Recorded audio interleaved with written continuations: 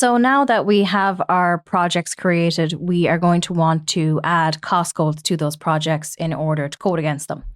So I'm going to hit my drop down, go into my projects list, and I am going to search for my ABC project that I just set up because I want to add my cost codes to that. So in my project name column, I'm going to type in my ABC. And for my ABC hotel, I'm going to click the cost codes button over here. And because I am in the old list, I see the option to add from catalog. But if you have enhanced lists on, you actually won't see that option. So let's say I'm in enhanced lists. This is what you see. And obviously there's no option here to add from catalog. So what you're going to want to do is click on the ellipses, turn off enhanced lists. And once you've turned it off, that'll be sticky. You'll come in and you'll see the old list, but you still don't see add from catalog. So you're going to have to go back out here to your projects lists. My filter will stay on there. And then ABC Hotel, or whatever project you're adding your cost codes to, you're going to hit the cost codes button. And now you should see add from catalog. So just one of those nice nuances. But yes, okay, we're going to hit add from catalog. And this is going to bring up all of the standard cost codes that we have in the system.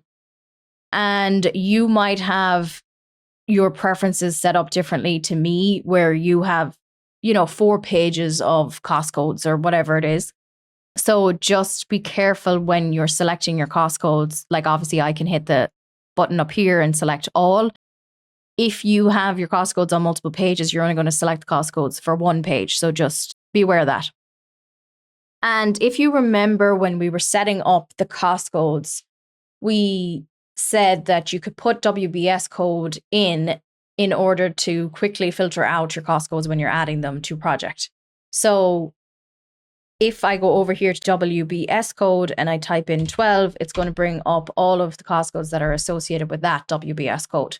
So a nice way to just easily filter those out. And then I can select all up here and just add those cost codes to my project. So I will hit save, and then that's going to give me a little pop-up after it's done and say creation is completed. And then pre-con was another option that I had. That was a custom field that I had set up. If I wanted to look at the cost codes that were associated with that, I could set up a new view for that and filter out by that, and then just add all of those cost codes. So once you've added the cost codes that you need, click done.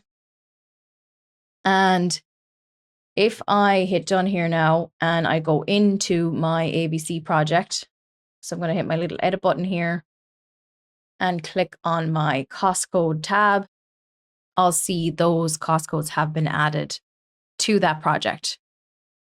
And then if I go to the cost codes section here in my projects module, it shows me all of the cost codes that have been assigned to all of my projects. So within here, then you'd want to filter out. So let's say I do my 26115, which is my ABC hotel.